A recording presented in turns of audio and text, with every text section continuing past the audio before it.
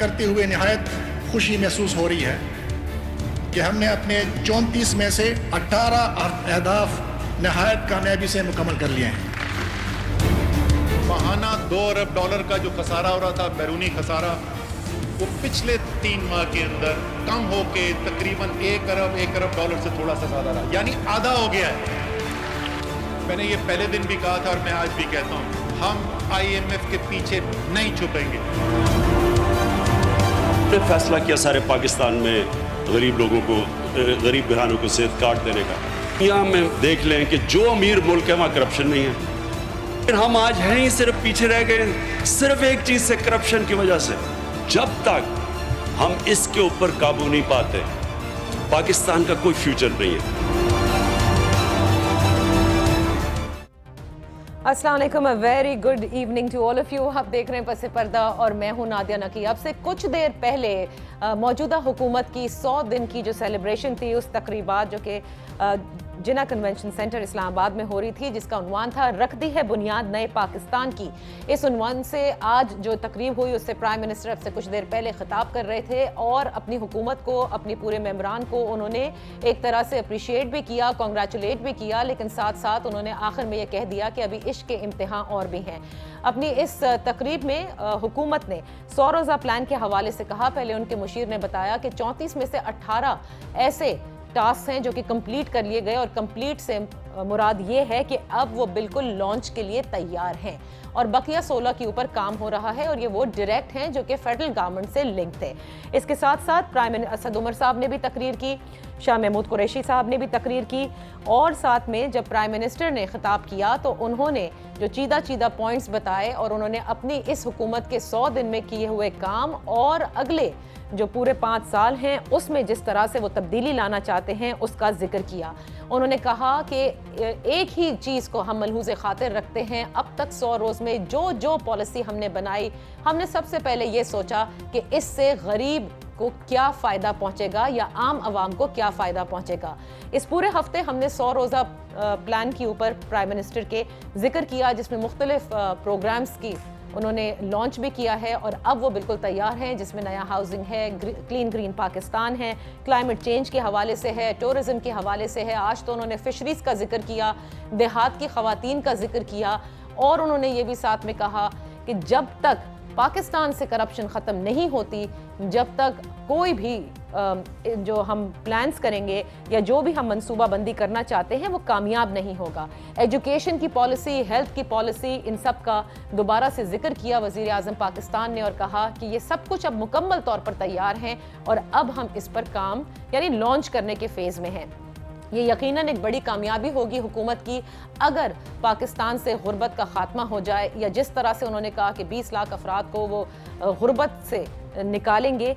और करप्शन के हवाले से जो बातें आज गई मेरे नज़दीक वो सबसे इम्पॉर्टेंट थी, क्योंकि उन्होंने ये भी कहा कि मनी लॉन्ड्रिंग के पीछे अब तक कोई हुकूमत नहीं गई थी।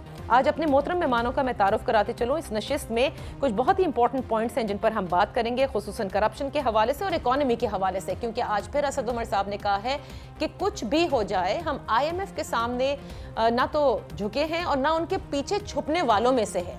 यानी कि हम वो काम करेंगे, हर तरह से काम करेंगे जहां पर हमें IMF का दरवाज़ा बार बार खटखटाना ना पड़े, और इसके लिए उन्होंने जो फिस्कल स्पेस का जिक्र किया वो यकीनन एक बड़ी कामयाबी होगी अगर वो 6000 अरब रुपए की ये स्पेस निकाल लेते हैं सरमायाकारी के हवाले से।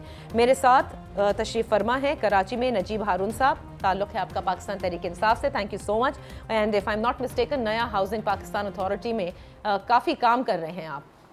उनके साथ तशरीफ फरमा है कैसर अहमद शेख साहब, इकॉनमी पे बहुत अच्छी बात करते हैं और गुज़िश्ता हुकूमत में कमेटी के चेयरमैन भी थे नेशनल असेंबली की। Thank you so much for joining us. Pakistan Muslim League नून से आपका ताल्लुक है और पाकिस्तान पीपल्स पार्टी से हमें ज्वाइन किया है हैदर जमान साहब ने, जो फिर एकदम इकॉनमी पे बड़ा ज़बरदस्त बात करते हैं। Thank you so much Haider Zaman साहब। मेरे ख्याल से सबसे इम्पोर्टेंट इकॉनमी तो यकीनन है, लेकिन इकॉनमी को आप बेहतर कितना भी कर दें, अगर आप ब्लीडिंग नहीं रोकेंगे अपने मुल्क की, यानी करप्शन पे काबू नहीं पाएंगे तो कोई फ़ायदा नहीं होगा, जैसे कि वज़ीर आज़म ने फरमाया। तो ये एक बड़ी कामयाबी नहीं है, जैसे कि उन्होंने जिक्र किया कि 26 ममालिक से ऐसे मुआहदे हुए जहाँ पे लोगों का, पाकिस्तानियों का बाहर रखा हुआ पैसे की डिटेल्स आनी शुरू हुई। जिसमें से उन्होंने कहा कि पता चला कि जी 11 अरब डॉलर तो बाहर है और हमें जो डेफिसिट था वो 12 का था। सो ये बड़ी कामयाबी, आप नहीं गर्दानेंगे इसको कैसर अहमद शेख साहब, और आज तक किसी हुकूमत ने इस पैसे को जो एसेट रिकवरी जो उन्होंने बनाई है और FIA को मजबूत किया है, बिकॉज नैब तो खुद मुख्तार है, उस पर वो कुछ कर नहीं सकते, वो कह चुके हैं। बिस्मिल्लाहिर्रहमानिर्रहीम, बड़े अहम टॉपिक पे आज आप डिस्कस कर रही हैं। देखिए, इकानमी ही हमारा मेन मसला है और मैं हैरान हूँ कि इमरान खान साहब को या तो किसी बात का इनका को अंदाज़ा नहीं है। देखिए, ये फाइनेंस कमेटी में असद उमर को अच्छी तरह पता है कि पहले से ही हमारी हुकूमत ने ये जो सारे कह रहे हैं ना मुआहदे, ये 26 ये तो मैं कहना चाह रहा हूँ, असद उमर साहब को बड़ा क्लियरली पता है। हम 6 महीने 8 महीने इसको डिस्कस करते रहे। ये पूरी दुनिया में अब हालात तब्दील हो गए और सिर्फ हम नहीं कर रहे, पूरी दुनिया की रिक्वायरमेंट हो गई है। ये तो जो मामला जो मुआहदे हो रहे हैं ना, ये एक नए आलमी मुआहदों की तहत हो रहे हैं जिसमें हर एक को दूसरों को डिस्क्लोज़ कर। इसीलिए एमनेस्टी भी, हमने जो स्कीम एमनेस्टी शुरू की ना, तो इसीलिए शुरू की कि जो लोग अगर नहीं डिक्लेयर कर पा रहे या अब तक, क्योंकि उनके वैसे ही आ जाने, और मैं समझता हूँ ऐसी बात करने से जो ये तो हमारी हुकूमत में शुरू था। तो आपने शोर करना था ना फिर के अगर 26 ममालिक से मुआहदे हुए थे। मैं कर ही तो रहा हूँ, आज शोर ही तो कर रहा हूँ। जब गुजर गई हुकूमत पहले हमने किया, भाई कोई ऐसी बात ही नहीं है, तो सबको पता है। मैं तो कह रहा हूँ, नाम लेके सब उम्र से पूछ लीजिए, अगर मना करें तो तब है ना, हर एक के नॉलेज में है और ये हो रहे हैं। ये तो देखे ना, उसके ये जो एमनेस्टी आई है, क्योंकि ये सारे आना ही थे, हर एक मुल्क ने अब डिक्लेयर करना है, किसी भी जगह आपके पेमेंट है ना, उन्होंने रिवील करनी है आपकी इंफॉर्मेशन। और ये सिर्फ पाकिस्तान के लिए नहीं है, तो ये कोई बहुत बड़ी कामयाबी पे कामयाब बड़ी क्या, ये तो शुरू से, ये तो और ऑटोमेटिक है, ये तो पूरी दुनिया के ममालिक में हो रहा है, सिर्फ पाकिस्तान नहीं कर रहा। तो आपको भी इल्म था कि पाकिस्तानियों ने इतने पैसे बाहर रखे हुए? ये इल्म तो पाकिस्तानियों को, ये जो रोज़ कहते हैं कि 200 बिलियन डॉलर पड़े हुए थे बैंकों में, ये इमरान खान साहब भी कहते रहे या उनकी पार्टी हुआ है मुआहदा, अभी उन्होंने कहा वहाँ से तो अभी तक मुझे तो सिर्फ ये बताएं कि आज 100 दिन हो चुके हैं, कोई चीज़ रिकवर हुई? बिल्कुल ठीक कह रहे हैं, ये आज से नहीं कह रहे। अच्छा। मैं तो आपको करप्शन की बात करूँ, इस पे तो मैंने आपको एक्सप्लेन कर ही दिया। असल चीज़ जो करप्शन पे है ना, देखिए मेरे कई प्रोग्राम में आप फिर कहेंगे आपके शोर किया, मैं तो अपनी हुकूमत के दिनों में भी ये कहता रहा हूँ और मेरी असम्बली में बाकायदा ये तकरीर है, मैंने कहा हर टेबल पे अंडर द टेबल काम हो रहा है और ये कोई नई बात नहीं है। 4,000 अरब रुपए 4,000 अरब रुपए की करप्शन हो रही है हर साल। अभी ने पिछली कई हुकूमतों में यही बात है। सही। जब डॉक्टर महबूब हक साहब 60s में 40 अरब कहते थे, आप ये कह रहे हैं 100 दिन में ये रोकने में कामयाब नहीं हुए? कामयाब तो तब होते ना, कामयाब अगर कोई रेवेन्यू बढ़ गया होता, देखिए ना, अगर इन्होंने ज़रा भी, मैं तो ये कहता हूँ कि 100 दिनों में नई 1100 अरब रुपए की करप्शन हुई है। अगर इसमें कोई शक है तो मुझे बताएं ना। मैं कहता हूँ, एक खुद इमरान खान साहब जलसों में कहते रहे और ठीक कहते रहे कि 11 अरब रुपए की हमारे यहाँ रोज़ाना करप्शन, अंडर इन्वॉइसिंग, स्मगलिंग और मिस अप्रोप्रिएशन होती है। सही है। वो पहले भी हो रही थी, अब भी हो रही है। तो आप ये कह रहे हैं कि अब तक 100 दिनों में क्या रोका गया? नहीं, बस मेरा एक थोड़ी सी बात करूँ, अगर कोई थोड़ा सा करप्शन में कमी हुई होती तो आमदन बढ़ गई होती ना। हमारा जो टारगेट था ना, हमने 5 सालों में जब हमने टेक ओवर की ना हुकूमत, तो 1940 अरब FBR का रेवेन्यू था, ये सबको पता है। सही। और वो 3900 अरब हो गया जब हम छोड़ के गए। इस साल का टारगेट हमने ही 4400 अरब रुपए रखा था, जो कि IMF कह रही है कि 4700 करो। वो 4400 अरब का जो पहले शशमाई का टारगेट था, उससे 60 अरब रुपए कम हासिल हुआ है। अगर करप्शन में कमी हुई होती तो कोई टैक्स में बढ़ोतरी होती ना। अच्छा। ये तो चीजें सामने हैं। अच्छा। मुझे बताएं तो सही ना कि कहाँ ये नजीब साहब इसका जरूर जवाब देंगे, but let me first go to Haider Zaman साहब, ताकि ऑपोजिशन का जवाब फिर आप एक साथ दे सके। कैसर अहमद शेख की बात आपने हैदर सुनी, लेकिन देखिए मनी लॉन्ड्रिंग के पीछे भी तो पहले कौन सी हुकूमत गई? नैब इनके अंडर नहीं है, खुद मुख्तार इदारा है। आज उसकी परफॉर्मेंस पर भी तनकीद की है प्राइम मिनिस्टर ने और कहा है कि इससे ज्यादा अच्छी परफॉर्मेंस होनी चाहिए थी। 7.5% कन्विक्शन है, जबकि मलेशिया में 90% कन्विक्शन है। सो ये जो एसेट रिकवरी के हवाले से, और खुसूसन उन्होंने अकामे का जिक्र किया और बताया कि क्यों अकामा लिया जाता है, क्योंकि वो बैंक अकाउंट जाहिर है कि UAE की गवर्नमेंट आप पर ओपन नहीं करेगी।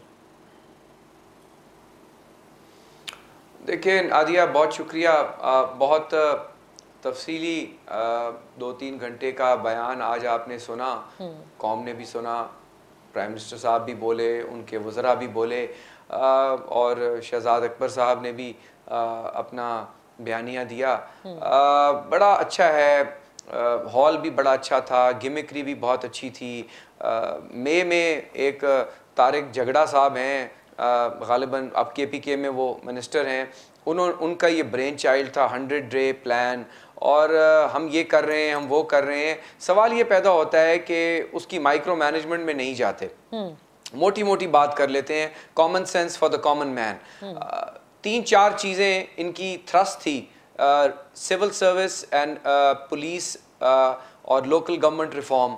सिविल सर्विस में ये है कि जो रिफॉर्म ये कर रहे हैं, जिस किस्म की पोस्टिंग ट्रांसफर्स इन्होंने की हैं और जिन साहब को इन्होंने अपना PSPM लगाया है, वो सिर्फ अपने ही बैच के लोगों को लगा रहे हैं, और प्रमोशंस के अंदर भी बहुत सारी प्रॉब्लम्स आ रही हैं और कुछ मामला कोर्ट में भी पहुंच गए हैं। पुलिस रिफॉर्म्स की हालत ये है कि पंजाब में वो जो दुरानी साहब जिनको लाए, आज उनकी कोई बात नहीं करता। फॉरेन पॉलिसी पे आ जाएं कि हम पाकिस्तान की बड़ी खुद मुख्तार फॉरेन पॉलिसी होगी, हम पैसे नहीं मांगेंगे, हम सीना तान के खड़े होंगे, सिवाय सऊदी अरेबिया के, और उसकी भी तफसीलात जो हैं आपके सामने हैं। किसी और मुल्क ने इनको कोई क्रेडिबल कमिटमेंट नहीं दी, ये बड़े बड़े कशकोल लेकर गए, ये स्ट्रेटिजिक पार्टनरशिप्स की बात करते रहे। ये भारत के साथ, जिसके साथ 4 महीने पहले हाथ मिलाना गद्दारी होता था, आज ये बड़ी अच्छी बात है, पैराडाइम शिफ्ट हो रहा है, उसका क्रेडिट ये ले रहे हैं, लेकिन ये तो बहुत अरसे से भारत कह रहा था, और उससे पीस कोई नहीं होना। इसी तरीके से अमेरिका के साथ रीसेट होने थे ताल्लुकात, वो रीसेट आपने देख लिया है कि ट्वीट वॉर तक हम पहुंच गए हैं। इसके अलावा इकॉनमी बहुत अहम सब्जेक्ट है। असद उमर साहब जाहिर है गिमिक्री माशाल्लाह बड़ी अच्छी करते हैं, डेफिसिट कम हो गया, ये हो गया। हालत ये है कि 1.4 मिलियन टैक्स पेयर्स थे जिन्होंने पिछले साल फाइल किया, और कल 30 नवंबर है, फाइलिंग डेट है, अभी तक 9 लाख लोगों ने अपना फाइल नहीं किया रिटर्न। इसी तरीके से आपका जो टैक्स रेवेन्यू है, उसमें सिवाय provincial government of Sindh year on year जिसकी ग्रोथ है, बाकी तीनों प्रोविंसेस और फेडरल गवर्नमेंट लैग कर रही है, टारगेट्स नहीं मीट कर रही।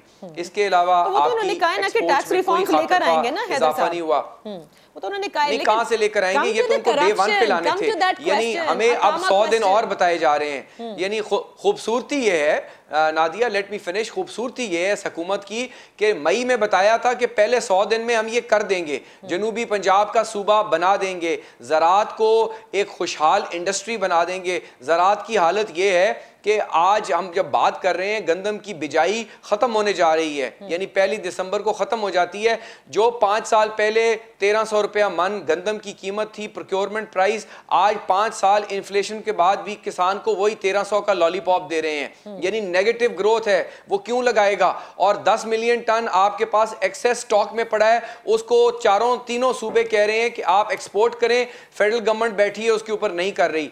शुगर मिल्स जो है 15 नवंबर को लॉ है कि क्रशिंग स्टार्ट होनी है, कैबिनेट का डिसीजन है, आज 30 नवंबर हो चुकी है, वो टस से मस नहीं हो रहे, बल्कि अखबारी मुहिम चल रही है। ज़राअत ट्रिपल कर दी, और उसको इन्होंने जंप स्टार्ट करना था। वाटर कंजर्वेशन के ऊपर ये तो आपकी जो जितनी सारी आप लोगों की रिजर्वेशंस है, बहुत सारी हैं। बात ये है कि अब ये 100 दिन और ले रहे हैं कि हम ये जो करना चाहते थे अब हम ये करेंगे। आज इन्होंने एक और प्लान दे दिया है, और हेल्थ कार्ड है, एजुकेशन, और जो कैसर अहमद शेख साहब ने बात की फाइनेंस कमेटी में, Pakistan is a signatory to OECD convention. ये वो कन्वेंशन है जिसके तहत आप access to bank accounts and land records ले सकते हैं। Pakistan was never a signatory. ये नून लीग की गवर्नमेंट के आखिरी 6 महीने में हुआ, और उसके बाद इसको डोमेस्टिकली रेटिफाई होना है। तो ये इन्होंने फ्रेमवर्क बना लिया। अदालतों के केस, अरे भाई 10,000 से 40,000 तो पेंडेंसी सिर्फ सुप्रीम कोर्ट में हो गई है। अच्छा हैदर साहब, ये आपने तो बहुत वाइट पेपर पूरा जारी कर दिया है मुझे लगता है। Let me take a break first, ताकि फिर नजीब साहब जो है वो उनकी मैं कता कलामी ना करूं, और फिर वो आकर जरा तफसील से जवाब दे दे, क्योंकि आपने तकरीबन हर पॉइंट पर एक क्वेश्चन उठा लिया है। शुगर मिल्स के हवाले से जो आपने बात कही, I do completely agree with that, कि आज वो एक मुहिम ज़रूर चल रही है जिसमें शुगर मिल मालिकान जो हैं वो कह रहे हैं कि हम तबाही के दहाने पर हैं, और शायद पीपल्स पार्टी तो 5 दिसंबर से एक तहरीक किसान को बचाने की भी शुरू कर रही है, जो गन्ने के किसान हैं, काश्तकार हैं, कि जिनका गन्ना जो है वो अगर लेट हो गया, जो कि ये इस काबीना का भी फैसला था कि 15th onwards crushing should begin. Let's take a break, when we come back Najeeb साहब से पहले तो बात करेंगे करप्शन के हवाले से, और फिर जो सवालात उठाए हैं कैसर अहमद शेख साहब ने और हैदर जमान साहब ने, उसका जवाब लेंगे।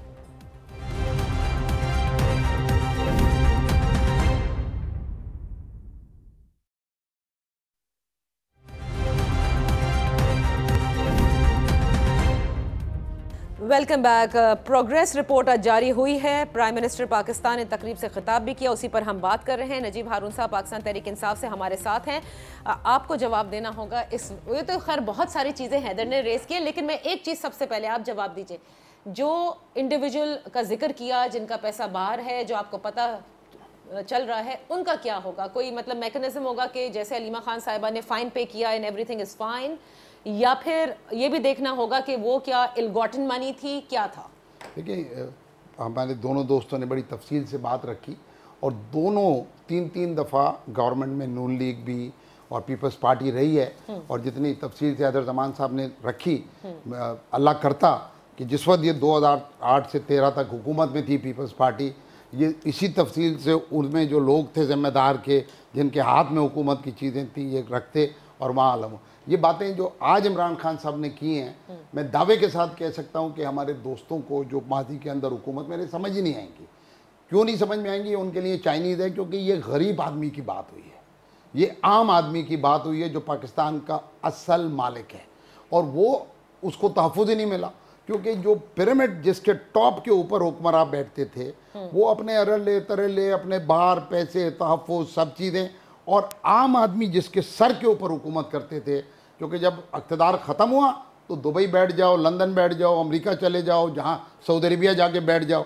जब एक फिर मौका आया इलेक्शन का तो फिर आके इक़्तिदार कर लिया। तो जो बातें हुई थोड़ी सी मैं इसको कवर करता हूँ कि हमने बात की जो पिछली हुकूमतों की, और जो एमनेस्टी की भी बात हुई कि ये जो होता है कि चौकीदार है, हुकूमत जो है वो ख़जाने के ऊपर चौकीदार है। तो चौकीदार की दो बड़ी जिम्मेदारियाँ हैं।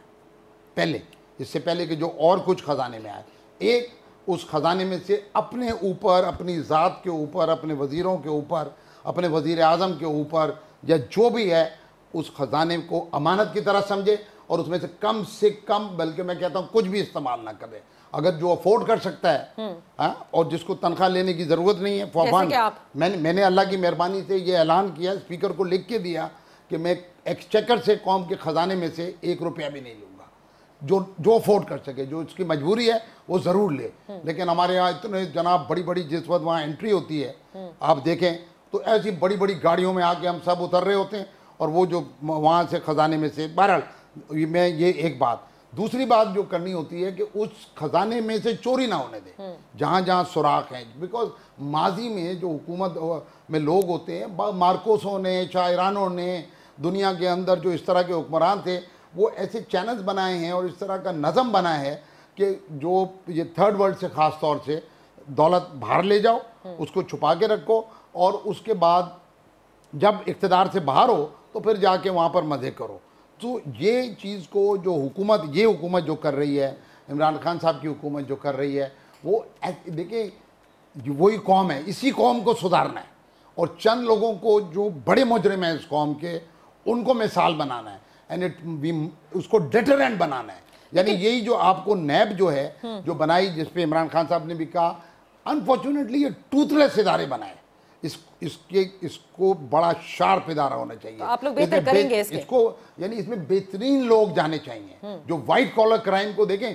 जो कोई सब्जी वाला, कोई गरीब आदमी, कोई पंक्चर वाला, कोई इधर से, वो क्या कर लेगा। लेकिन असल जो क्राइम हो रही है वो टॉप 2% जो पॉपुलेशन है, जो अशराफिया कहलाते हैं, जो ज़ाहिर बात है आप मेरी तरह के लोग हैं जो आपके प्रोग्राम में भी कोट और टाई पहन के सब बैठते हैं।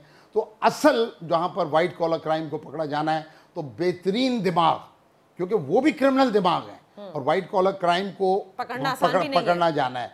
और ये जो मनी लॉन्ड्रिंग का जो फिनोमेना है, लेकिन ये तो कह रहे हैं ना कि ये जितनी भी एसेट रिकवरी के मुआहदे हैं, ये पहले हो चुके थे, यही है कह रहे हैं। अगर वही वाली बात है कि मिसाल के तौर के ऊपर 1 मिनट को मुझे सही पता नहीं है तो मैं तबसरा नहीं कर रहा, लेकिन मैं पता कर लूंगा, आप भी कर लीजिएगा आज तो कल तो एक, कि अगर ये हो गए होते तो ये तो भाई फ़ख्र से बताते, लेकिन ये तो हथियार दिखाना ही नहीं चाहते ना। ये तो टूथलेस हुकूमत चलाई इन्होंने, ताकि जितने मुजरिम हैं, जितने माफियाज हैं, रौनकें लगी रहे, लूट मार लगी रहे, आम आदमी तक बेनिफिट पहुंचे नहीं, और माल बनाओ और माल को बाहर ले जाओ, और उसके बाद फिर कोई एमनेस्टी लाओ, और एमनेस्टी ला के अभी इन 100 दिनों में इंफॉर्मेशन मिल रही है, लेकिन रिकवरी जैसे अभी नहीं शुरू हुई, जैसे कि कैसर साहब कह रहे हैं। देखिए, इसमें सबसे पहली चीज़ और सबसे इंपॉर्टेंट कि पॉलिटिकल विल चाहिए, ये डिटर्मिनेशन चाहिए, क्योंकि इसके अंदर पता नहीं क्या हो सकता है, मेरा नाम आ जाए, तैयार रहना चाहिए। क्योंकि वजह हमें क्या हो रहा है कि nobody is more important then Pakistan. अच्छा, ये ये तो अभी वैसे- कोई नाम ले रहे थे, कोई नाम पीटीआई का जो नाम लेना चाहें, नून लीग का लेना चाहें, पीपल्स पार्टी का लेना चाहें और किसी सियासी पार्टी का, nobody is more important then Pakistan. क्योंकि पाकिस्तान के 20-22 करोड़ रुपए लोग जो हैं वो डूब रहे हैं, वो कर्जदार हैं। पूरे 1.5 लाख रुपए का आज जो बच्चा पैदा हुआ होगा वो कर्जदार है। और ये जो असद उमर साहब बात कर रहे थे, जो करंट अकाउंट के डेफिसिट को कम कर रहे हैं, जो इंपोर्ट्स को, अच्छा इंपोर्ट्स का जो हाफ उसको कर रहे हैं, और जो आईएमएफ से भी जाने से बच रहे हैं, लेकिन आईएमएफ की तरफ जाने से बच रहे हैं, शौक से नहीं जा रहे, बहुत जोर शोर से नहीं जा रहे। उसके अंदर भी जो इम्पोर्टेंट चीज़ है वो सिर्फ एक चीज़ है कि हम दीगर जराए को इस्तेमाल करें। लेकिन कैसे बच रहे हैं ये बात कैसर अहमद शेख साहब अभी भी समझते हैं कि आईएमएफ का जाना बचेगा नहीं। हैदर नादिया आप कैसर साहब से पूछ लें, फिर मैं बताता हूं। बहुत अच्छा बताया इन्होंने। मैं ये कैसर भाई करें एक जुमला सिर्फ, ये जो भाग के सऊदी अरेबिया, यूएई, मलेशिया, और मैं आपको ये बता रहा हूँ कि अब कामयाबी नहीं हुई मां सिवाय एक के। नहीं ये आपका ख्याल है ना। देखिए अब आखिरी में जो आप ये पर्चा आउट हो जाएगा हैदर जमान साहब कह रहे हैं, क्योंकि आखिरी में उस गैप को कम करते हुए जब आईएमएफ से फाइनल चीज होगी और लेवरेज आपको मिलेगा इंशाल्लाह, ताकि उनकी कड़ी शराइत जिसमें अपने ही लोगों को सजा देना है ना एक दिन पाकिस्तान को आईएमएफ के शिकंजे से बाहर निकलना है। जी देखिए बड़ी अच्छी बात हो रही है, देखिए होनी चाहिए, आर्गूमेंट दोनों साइडों से होनी चाहिए ताकि लोगों को जो भी सुन रहे हैं उन तक पहुँचे। लेकिन बात ये है कि इन्होंने कहा कि बड़ी करप्शन हो रही है, हमारी हुकूमतें सारी करप्शन, इसमें कोई शक भी नहीं है, मैं खुद भी कह रहा हूँ कि करप्शन तो आज से नहीं थ्रू आउट हो रही है। लेकिन देखिए इन्होंने कहा कि हमने अपना रेवेन्यू 2000 अरब रुपए बढ़ाया, जो मैं ये तो बाकी तो बातें हैं ना, ये हो जाएगा, ये होना चाहिए, ये हो रहा है। मैं तो ये कह रहा हूँ कि हमारे 5 साल में 1940 अरब रेवेन्यू से 3900 हो गया। इसमें अगर कोई शक है तो वो बता दीजिए। इन्होंने कहा था हम 7000 अरब रुपए रेवेन्यू करेंगे, आमदन करेंगे, टैक्स एफडीआर का टैक्स करेंगे। अभी ओवर अ पीरियड, अभी जो पहला जो 3 महीने गुजरे हैं उसमें जो पिछला टारगेट हमारा था उससे भी कम हो गया। अगर करप्शन में कमी हुई होती, मैंने तो दावे से कहा कि 1100 अरब रुपए की नई करप्शन हुई है। अच्छा ठीक है, अब मैं अच्छा तो देखिए ना बात, मैं दूसरी बात ये कह रहा हूँ, आईएमएफ देखिए, आईएमएफ जो कह रही है हमें, वो क्या कह रही है? आईएमएफ हमें कह रही है कि अपने खर्चे कम करें। क्या यह बुरा कह रही है? आईएमएफ हमें कह रही है, तो है वो। मैं बात सुने ना, अगर डेफिसिट हमारा जो फिस्कल डेफिसिट है हमारे दौर में 4.5% था, अभी 6% जीडीपी का पहुंच चुका है इस वक्त। इस आईएमएफ यही कह रही है कि आप कह रहे हैं कर रहे हैं, ये तो खर्चे बड़े हैं जो एस्टिमेट बड़े कैसे हैं? वो तो आप आज तो उन्होंने पूरा बताया कि किस तरह से। मेरी बात तो सुन लेना, मुझे मौका तो दे देना। ये तो फिगर्स सबके सामने हैं, अगर किसी में इसमें फ़र्क निकल आए, ये जो हमारा टारगेट था एक्सपेंडिचर्स का उससे बहुत ज़्यादा बढ़ गए हैं खर्चे ये 3 महीने में। इन्होंने तो बहुत बेहतरी किया। मैं ये कह रहा हूँ जो टारगेट इन्होंने खुद बनाए थे, जो हमने हमारे यहाँ बजट बना था, फिर इन्होंने असद उमर साहब ने उसको खुद दोबारा असेंबली में अपनी तरफ से पॉइंट दिए, उससे एक्सपेंडिचर बहुत बढ़ गए हैं और आमदन बहुत कम हो गई है। ये 3 महीने के टारगेट की बात कर रहा हूँ। अच्छा उसके बाद आप ले लीजिए, आज मैं वजह क्या कहते हैं आप, क्यों बढ़ गए? वजह यही है ना कि हमारे देखिए हमारा जो डिवैल्यूएशन हुआ है, हमारे यहाँ जो मामलात चल रहे हैं कि रेवेन्यू कलेक्शन ठीक नहीं हो रही, मेन तो एफबीआर का मसला है। ये अच्छा काम कर रहे हैं, ये बात जो कह रहे हैं ना, मैं इनको अप्रिशिएट करूंगा। इन्होंने कहा है कि एफबीआर जो है ना, हमारे यहाँ ब्यूरोक्रेट की करप्शन खत्म ही नहीं हुई, सब लोग तो लग गए इधर। उन्होंने इमरान खान साहब को भेज दिया आप चाइना जाओ, ये ब्यूरोक्रेट्स ने भेजा है, बजाय कि उनकी तरफ ध्यान देने के ना कि ये मामला आप इधर हो गया। मैं आपको कह तो रहा हूँ कि देखिए इनको तो ये नई टीम है ना, ये मैच्योर टीम नहीं है, नई टीम है। उनको खुद ही इन्होंने इस तरफ लगाया है कि आप जाओ उनसे मांगो कचकोल लेके, उनसे आप सऊदीया जाओ। उन्होंने क्या, देखिए मैं आपको बताऊँ, मेरा खुदा ना खास्ता कारोबार ख़राब हो जाए, मैं अपने बेहतरीन दोस्तों के पास भी जाऊँगा कि मुझे कोई पैसा दे दे, तो एक बार दे देंगे, मेरी इज्जत नफ्स भी खत्म होगी, और दूसरी बार वो नेड़े भी नहीं लगने देंगे। बात तो ये थी, मुझे अपने बैंकर के बाद जाके नहीं खत्म हुई हमारी इतनी बार, 12 दफा नहीं 12 दफा गए और 15 दफा जाना पड़ेगा, या तो हम अपने आप को ठीक करें। देखिए अल्लाह ना करे ऐसे कुछ नहीं होता। देखिए ब्रेक लेने दीजिए और उसके बाद फिर मैं वापस आते हैं। कहते हैं कि 15 दफे और जाना पड़ेगा, तो क्या मुल्क के हालात इस तरह से खराब रहेंगे? क्या हैदर भी इससे एग्री करते हैं? क्योंकि हुकूमत आती है, जाहिर एक्सपोर्ट्स बढ़ाने की बात करती है, इन्होंने रेवेन्यू कलेक्शन की बात की, टैक्स रिफॉर्म्स की बात की, इन्होंने रेमिटेंसेस की बात की कि प्रॉपर चैनल के थ्रू किस तरह लाएंगे, बाहर रखा हुए दौलत वापस लाने की बात की। क्यों कर हमें IMF के पास हर बार जाना पड़ेगा? Let's take a break.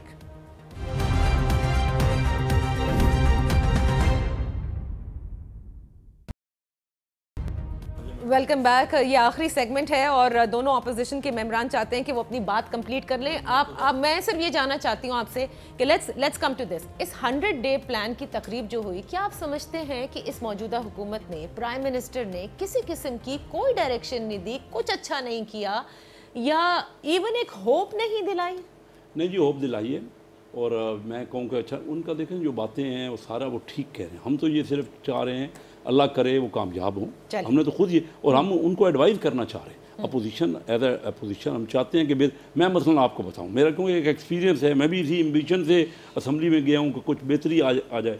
मसलन मैं समझता हूं कि हमारे यहाँ ये जो टैक्सेशन है, ये शेयर मार्केट है, हमारे यहाँ 90 अरब डॉलर की शेयर मार्केट थी, आज 65 अरब डॉलर की रह गई। 25 अरब डॉलर ज़्यादा आ सकता है, हमारे दौर में था 90 अरब, आज 65। तो आप तो एक एक अरब डॉलर के लिए हाथ फैला रहे हैं ना। 25 अरब डॉलर कम हो गया स्टॉक एक्सचेंज। क्यों हुआ? वो हमारी हुकूमत ने किया। क्या हुआ कि जो टैक्स थी हमने 15% उस पर उसमें उन टैक्सेशन फर्दर कर दी कि जो ऐड हो गया। ठीक है, ये आपकी वो चीज़ है। अगर मैं ये चाहता हूँ कि बजाय के लोगों से मांगने के हम अपनी मार्केट को बेहतर करें। अच्छा, हम अपनी मार्केट में आज बड़ी फॉरेन, असल सारी दुनिया जो बड़ी है ना, फॉरेन इन्वेस्टमेंट पे बड़ी है। अगर बाहर वालों को कॉन्फिडेंस आ जाए तो आपके मामला ठीक हो सकते हैं। देखिए 100 डेज का जो भी प्लान था ना, 3 मंथ, 1/20, 5% अभी टाइम लैप्स हुआ, 95% जो 5 साल का मैंडेट है वो बाकी है। और जो मांगने की बात हो रही है, अगर कोई चैरिटी डिजर्व करता है तो मुमकिन है अफ्रीका के मुबालिक वो हैं जहाँ कहते हैं अफलास है। पाकिस्तान एक स्ट्रेटेजिकली इंपॉर्टेंट मुल्क है, एक न्यूक्लियर ताकत है, हमारे पास एक 1,800,000 प्लस की और रिजर्व के साथ एक ताकतवर फौज है। पाकिस्तान को कोई चैरिटी जायज़ भी नहीं होगी। हाँ, जो दोस्त से मांगा गया है वो अपने इंटरेस्ट को समझते हैं और हम अपने इंटरेस्ट को समझते हैं, लेकिन from a position of strength, क्योंकि अगर हम अपनी इज्जत खुद करवाएंगे तो दूसरे भी करेंगे। अगर हम खुद ही कमी बन जाएंगे तो फिर तो कोई हमें विल बी ट्रीटेड बैडली। जी हैदर, अब कोई वक्त है हमारे लिए बचा? जी बिल्कुल है हैदर, क्या करें, इकोनॉमी की बातें ही ऐसे होती हैं। अब चले आप बोलें। देखिए माशाल्लाह हमारे पीटीआई के जो दोस्त हैं और इन्होंने बहुत एहसन तरीके से 100 रोज़ा कारकर्दगी जो आपका बुनियादी सवाल था वो बयान कर दी। अब ये बयान कर दें थोड़ा सा कि जो खान साहब ने आज तकरीर की है उसमें उन्होंने अपने जो वफाकी वज़ीर हैं उमर अयूब, उनको स्टेट मिनिस्टर बना दिया।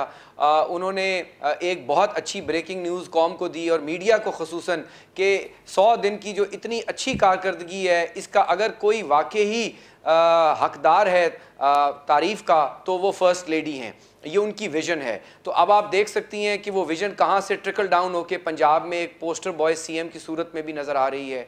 उसके बाद इन्होंने हमें बताया था कि हम तो देखेंगे एक नया पाकिस्तान, 2 नहीं 1 पाकिस्तान। वो 2 नहीं 1 पाकिस्तान कर दिया कि बनी गाला की नाजायज़ तजावज़ात जो है वो जुर्माना दे के जो है रेगुलराइज हो जाएंगी, लेकिन एक गरीब आदमी की वायलेशन मिसमार कर दी जाएगी। वो 2 नहीं 1 पाकिस्तान आपने देख लिया कि वो जो ज़बरदस्त एसेट रिकवरी यूनिट इन्होंने बनाया है, जिसका अभी ये बता रहे थे, उसने ही अलीमा खान की और उनकी दूसरी हमशीरा की इलीगल प्रॉपर्टीज़ जो लॉन्डर्ड मनी से बनी हैं निकाली हैं। लेकिन वहाँ भी एक NRO हो गया और उनको भी कहा कि आप फाइन शाइन पे कर दें।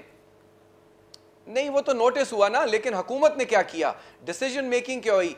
क्या चीफ जस्टिस का यही काम है कि 7 IGs की ट्रांसफर्स पे 7 सुओ मोटो लें? और हमने फिर ये सुना कि पुलिस में कोई इंटरफेरेंस नहीं होगी। आप देखिए IG इस्लामाबाद और उसके बाद DPO पाकपतन, DCO गुजरांवाला, हर जगह फर्स्ट लेडी के शवाहिद मिलते हैं। अब इन सब चीज़ों से हम हट जाते हैं, ये गवर्नेंस करें, लेकिन हुकूमत कर कहाँ रहे हैं? इनकी परफॉर्मेंस है कहाँ पे? इन्होंने हमें बताया कि पाकिस्तान पीपल्स पार्टी के दौर में क्या हुआ था, अरे भाई 25 अरब डॉलर की एक्सपोर्ट थी, अभी 18 अरब डॉलर की है। आपने 30,000 अरब की हमें बात करते थे, 3,000 अरब आपने सिर्फ 90 दिनों में कर्जा पाकिस्तान पे चढ़ा दिया है। और ये कह रहे हैं कि हम IMF के पास नहीं जाएंगे। अरे भाई 2 महीने तो पहले आप कौम को झांसा देते रहे, उसके बाद आपने हिम्मत पकड़ी कि हम जा रहे हैं।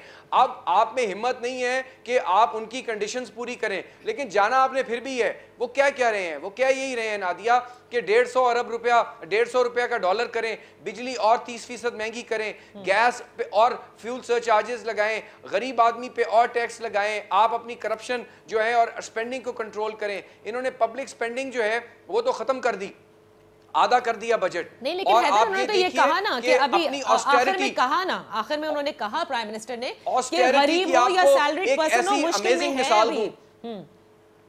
अमेजिंग मिसाल तो सुने ना ऑस्टेरिटी की। अब आपने इतना अच्छा प्रोग्राम किया है तो आपके नाजरीन सुने तो सही।